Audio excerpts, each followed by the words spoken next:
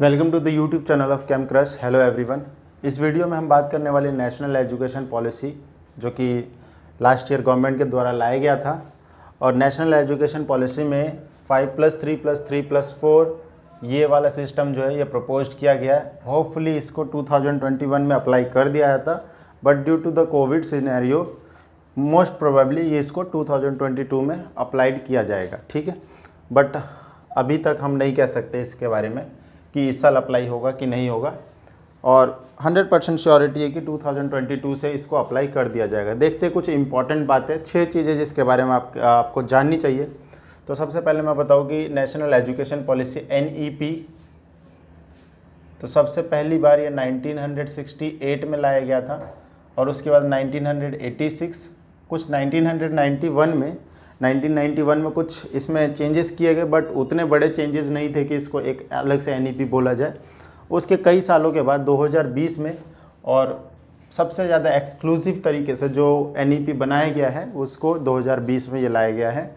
और इसमें बहुत सारी चीज़ों में बदलाव किया, तकरीबन कम्प्लीटली जो इंडियन एजुकेशन सिस्टम है पूरी तरीके से उसमें चेंज करने की बात कही जा रही है। तो इसमें एक और बहुत बड़ा डेवलपमेंट हुआ है, मिनिस्ट्री ऑफ HRD को मिनिस्ट्री ऑफ एजुकेशन, है ना। पहले अभी तक क्या होता था कि कोई मिनिस्ट्री ऑफ एजुकेशन नहीं है यहाँ पर। जो मिनिस्ट्री ऑफ HRD होती है, ministry of house and rural development, ही जो एजुकेशन का पूरा वो देखती है। तो मिनिस्ट्री ऑफ एजुकेशन अब बनाने की बात कही जा रही है। इसमें देखते कि चीज़ें क्या क्या प्रपोज की गई। हमारे एजुकेशन सिस्टम में अभी तक क्या होता था, 10+2 12 सालों का स्कूलिंग होता था। ठीक है, ये वाला सिस्टम चलता हुआ आ रहा है। बट अब क्या है कि जब चीज़ें चेंज हो रही है, अब 15 सालों तक की स्कूलिंग यहाँ पे बताएगी 5+3+3+4, ये कितने हो गए, 15 ईयर्स। तो 15 ईयर्स की स्कूलिंग है। इसका मतलब जो है, इसका मतलब क्या है कि 15 साल, अभी तक तो बच्चा 12 साल पढ़ रहा है, तो आपका क्वेश्चन उठना चाहिए 15 साल नहीं बेटा। इसको जो स्कूलिंग अभी जैसे कि 6 ईयर से शुरू होती है, तो बच्चों की स्कूलिंग जो है ना 3 साल की उम्र से स्कूलिंग स्टार्ट हो जाएगी। जब जो बच्चा है 3 साल का ही है तब से ही स्कूलिंग। अब स्कूलिंग कोई उस तरीके की स्कूलिंग नहीं है, ठीक है, कि बच्चा यार 3 साल का बच्चा कैसे पढ़ लेगा।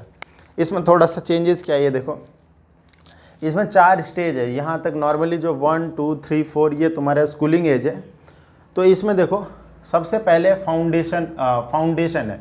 फाउंडेशन में सबसे जो इम्पोर्टेंट बात है, एग्ज़ाम नहीं होगा। बच्चा आएगा, उसको जो इसको भी 2 कैटेगरी में डिवाइड किया गया। पहले ये देख लेते, 3 साल और 2 साल। ठीक है, तो 3 साल जो शुरू का है वो प्री स्कूल या फिर जो आंगनवाड़ी है वो सब चीज़ें हैं, और फर्स्ट और सेकंड क्लास। अभी भी जैसे कि शहरों में ये चलता है UKG, LKG, नर्सरी, उसी को प्री स्कूल बोला जाता है या फिर आंगनवाड़ी बोल दो। ठीक है, तो नर्सरी, UKG, LKG और आंगनवाड़ी, ये सब चीज़ें हैं। इसमें देखो प्री स्कूल है, ड्रेस वगैरह का कुछ नहीं, कोई इशू नहीं। बच्चा अपने आप आएगा, खेलेगा, कूदेगा, घर जाएगा। ठीक है, बेसिकली ना चीज़ बच्चों को एक ना इंटरेस्ट क्रिएट करने की कोशिश किया जा रही है स्कूल के बारे में। ठीक है, 6 साल का बच्चा स्कूल आएगा, उससे पहले ही जो है इंटरेस्ट डेवलप कर दिया जाए। 3 साल में वही सब चीज़ें की जाएगी। ठीक है, उसके बाद शुरू के 2 साल, और ये 2 साल और फर्स्ट एंड सेकंड क्लास। अब यहाँ पर भी बच्चों को डर होता है, छोटे छोटे बच्चे होते हैं, इनके एग्ज़ाम्स वगैरह होते हैं, फर्स्ट के एग्ज़ाम, सेकंड के एग्ज़ाम। तो बेटा यहाँ पर एग्ज़ाम को भी जो है यहाँ पर एग्ज़ाम नहीं लिया जाएगा। बच्चों को पता ही नहीं चलेगा ये 5 साल शुरू के बच्चा कब UKG में, कब वो LKG में, कब वो नर्सरी में, पहली में कब गया, दूसरी में क्या। जब थर्ड में बच्चा आ जाएगा तब जाकर उसको पता चलेगा हाँ वो थर्ड क्लास है। शुरू के 5 साल का मतलब क्लास की कुछ वैल्यू नहीं है।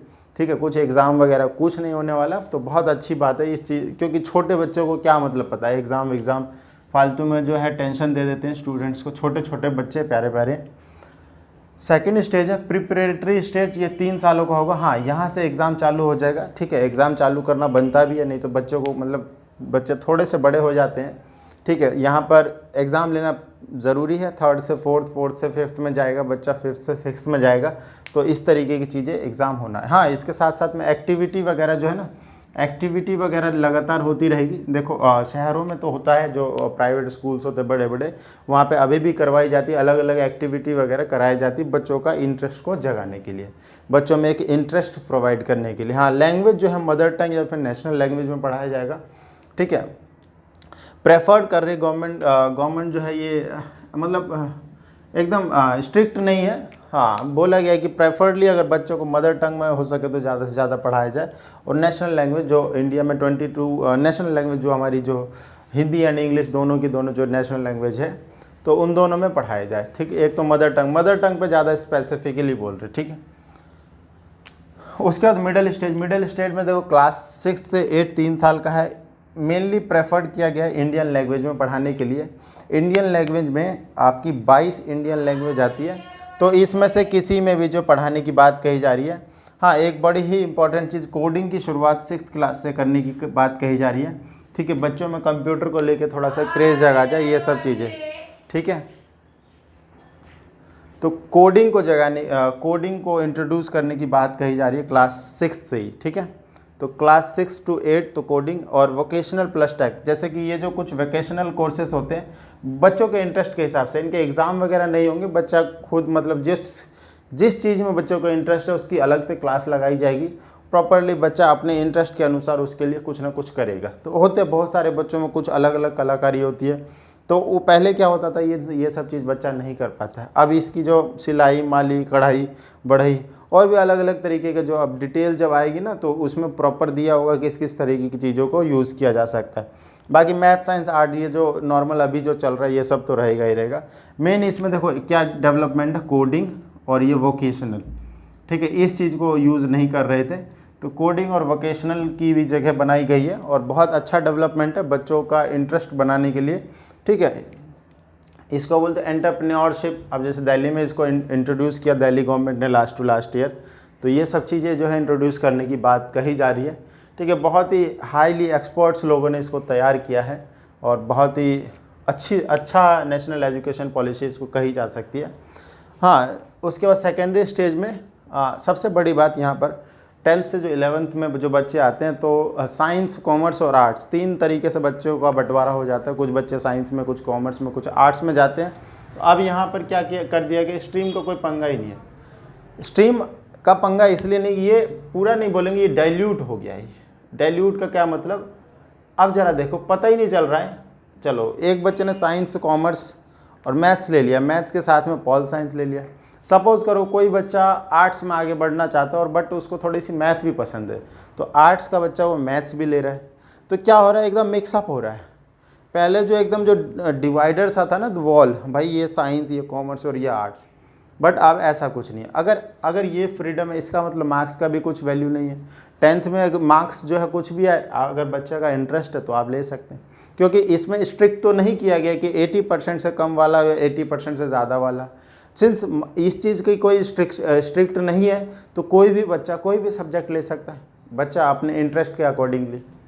तो साइंस, कॉमर्स, आर्ट्स ये जो है, इसका जो कॉन्सेप्ट है, ये कॉन्सेप्ट कहीं ना कहीं ख़त्म होता हुआ सा दिख रहा है। तो मल्टीपल सब्जेक्ट्स की बात कही जा रही है, ठीक है। Multiple subject, science, commerce, arts का कोई ये वैल्यू नहीं है, ठीक है। लेकिन मेरे हिसाब से जैसे कि जिस बच्चों को आगे चल के इंजीनियर या फिर मेडिकल के फील्ड में जाना है, अगर इंजीनियर की फील्ड में जाना है तो PCM पढ़ना ज़रूरी है, फिजिक्स, केमिस्ट्री, मैथ। और अगर मेडिकल की फील्ड में जाना है PCB पढ़ना ज़रूरी है। तो ये देखो, ये 3 सब्जेक्ट तो फिक्स है और एक लैंग्वेज फिक्स है। तो 5वां सब्जेक्ट साइंस के बच्चे कुछ भी ले सकते हैं। हाँ, आर्ट्स के बच्चों के लिए कुछ ज़्यादा ही बड़ा स्कोप खुलता है, ठीक है। अब आर्ट्स के बच्चों स्कूल में लिमिटेड सब्जेक्ट होते, तो अब शायद उस चीज़ को ओपन किया जाए, कुछ भी सब्जेक्ट पढ़ने के लिए सबको ओपन किया जाए, ठीक है। तो उस चीज़ की बात कही जा रही है यहाँ पे। तो ये सबसे बड़ी चीज़ ये हुई है कि स्ट्रीम का कंसेप्ट जो है ये हटा रहे, साइंस, कॉमर्स, आर्ट्स ये कंसेप्ट हटा रहे। हाँ, बच्चा साइंस, फिजिक्स, केमिस्ट्री, मैथ जो भी पढ़ना है वो तो अपने हिसाब से पढ़ना है कि आगे उसको क्या मतलब कंटिन्यू करना है, ओके। तो ये इस तरीके से मल्टीपल सब्जेक्ट। हाँ, यहाँ पर ये बड़ी अच्छी बात कही कि सेमेस्टर एग्ज़ाम, जैसे कि सिलेबस को हाफ में डिवाइड कर देंगे, 6 महीने में हाफ सिलेबस और 6 महीने में फिर से हाफ सिलेबस। अभी क्या होता था, कुछ बच्चे ऐसे होते थे, मतलब ऐसा कि खासकर जो रूरल एरिया की बात है ये, बच्चा पूरे साल भर कुछ नहीं पढ़ेगा। हाँ भाई, मार्च में एग्ज़ाम होना है तो दिसंबर से उनका स्टडी स्टार्ट होती है। तो ये जो टाइम है अप्रैल से लेकर दिसंबर तक ये कुछ किया ही नहीं, तो बाद में जाके 2-3 महीने में पढ़ के बच्चा पास कर लेता है। लेकिन इस चीज़ को अब ख़त्म किया जा रहा है। 6 महीने का जो सिस्टम बनाया गया, हर 6 महीने में एग्ज़ाम है। तो जैसे कि अप्रैल से लेके नवंबर में एक एग्ज़ाम ले लिया, नवंबर से उसके बाद एक मार्च में एग्ज़ाम ले लिया। तो इस तरीके से बच्चों पे भी एक प्रेशर रहेगा कि प्रॉपरली अपनी स्टडी को अच्छे तरीके से फोकस किया गया। अब सिलेबस को 2 पार्ट में सिंस डिवाइड करेंगे तो अच्छे से और भी फोकस हो पाएगा। ठीक है। इससे क्या होगी, कॉम्पिटेंसी बढ़ेगी और बच्चों की जो आउटपुट जो है बच्चों का वो भी इंक्रीज होगा। ठीक है। अब बात करते हैं क्रिटिकल थिंकिंग। अब ये अलग से क्रिटिकल थिंकिंग इन्होंने लिख दिया है, बट इस तरीके से प्रॉपरली बोला नहीं गया, बट होपफुली मोस्ट प्रोबेबली इसका मतलब यही है कि जो क्वेश्चन का जो डिज़ाइन जो है इस तरीके से एमसीक्यू टाइप के क्वेश्चन ज़्यादा पूछे जाएंगे इंस्टेड ऑफ जो सब्जेक्टिव होते हैं जिसमें लॉन्गर क्वेश्चन होते हैं, तो क्रिटिकल थिंकिंग वाले क्वेश्चन ज़्यादा पूछे जाएंगे। सब्जेक्टिव जैसे कि अभी धीरे धीरे केस स्टडी करके क्वेश्चन ऐड किया है, एमसीक्यू ऐड किया है, मल्टीपल सेलेक्टेड आंसर वाले क्वेश्चन। तो क्रिटिकल थिंकिंग बच्चों की कॉन्सेप्ट को समझना है इंस्टेड ऑफ उसको लर्निंग। तो ये लर्निंग हैबिट जो इंडिया में बन गई है इसको हटाने की बात कही जा रही है इसमें। ठीक है। तो ये इस तरीके से स्कूलिंग में foundation, preparatory, middle stage and secondary stage 5+3+3+4 15 सालों की स्कूलिंग के बाद अब आती बात ग्रेजुएशन की। तो ग्रेजुएशन 4 ईयर की करने की बात कही जा रही है। अब यहाँ पर भी ये जो अभी बीए, बीएससी, बीकॉम ये सब नहीं होगा, इसमें भी सब्जेक्ट इंटरडिसिप्लिनरी सब्जेक्ट वगैरह पढ़ सकते हैं। तो इसका भी कॉन्सेप्ट खत्म, सिंपल आपको डिग्री मिलेगी ग्रेजुएशन। ये bachelor in science, bachelor in commerce, bachelor in arts इस टाइप की डिग्री नहीं मिलेगी, सिर्फ और सिर्फ बैचलर की डिग्री मिलेगी। अब बैचलर भी सिंस 4 साल का होगा। FYUP को दोबारा लाने की बात की जा रही। 4 ईयर अंडर ग्रेजुएट प्रोग्राम 2013 में गवर्नमेंट ने एक बार इंट्रोड्यूस किया था, लेकिन प्रोटेस्ट होने की वजह से उस समय उसको ख़त्म कर दिया गया। बहुत हाईली प्रोटेस्ट हुए थे दिल्ली में, दिल्ली यूनिवर्सिटी में इसको इम्प्लीमेंट किया। इवन मैं भी उसी बैच का स्टूडेंट रह चुका हूँ। ठीक है। तो फर्स्ट ईयर देखो, हाँ यहाँ पर एक री एंट्री का कॉन्सेप्ट, ये बहुत अच्छा लगा ये मेरे को। कुछ बच्चे होते हैं कि हो सकता है कि 2 साल की कॉलेज के बाद वो आगे से आगे किसी भी प्रॉब्लम या तो फाइनेंशियल कंडीशन या किसी अदर रीज़न की वजह से अपना कॉलेज परस्यू नहीं कर पाते, तो 2 साल बिल्कुल रद्द ही हो जाता था, उसका कोई मतलब नहीं रह जाता था। अगर दोबारा से अगर किसी को ग्रेजुएशन करना है तो उसको स्टार्टिंग से शुरू करना होता था। बट अब इस चीज़ को हटा दिया गया, री एंट्री का कंसेप्ट लाया गया। अगर कोई बच्चा 1 साल के बाद अगर कॉलेज छोड़ देता है तो उसको सर्टिफिकेट की डिग्री मिलेगी, 2 साल के बाद कॉलेज छोड़ता है तो डिप्लोमा की डिग्री मिल जाएगी, अगर 3 साल पूरे करता है तो डिग्री मिलेगी, और इस डिग्री के आधार पर जॉब और कंपटीशन एग्ज़ाम जो होता है वो उसमें बैठ सकता है। और डिप्लोमा, कुछ जगह डिप्लोमा की भी डिमांड होती है। चौथे साल में रिसर्च की बात कही जाएगी। तो 4 साल पूरा जो करेगा उसको जो है मतलब प्रॉपर ग्रेजुएशन विद रिसर्च इस टाइप की डिग्री मिलेगी। पोस्ट ग्रेजुएशन 1 साल या 2 साल का होगा।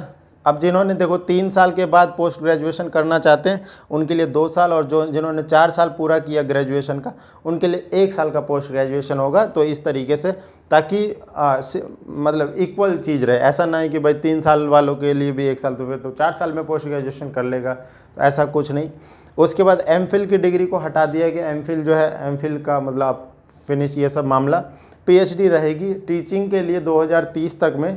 टीचिंग जो टीचर बनना चाहते हैं उनके लिए 12th के बाद ही इंटीग्रेटेड बीएड प्रोग्राम होता है, इंटीग्रेटेड बैचलर विद बीएड ऐसा कुछ करके होगा।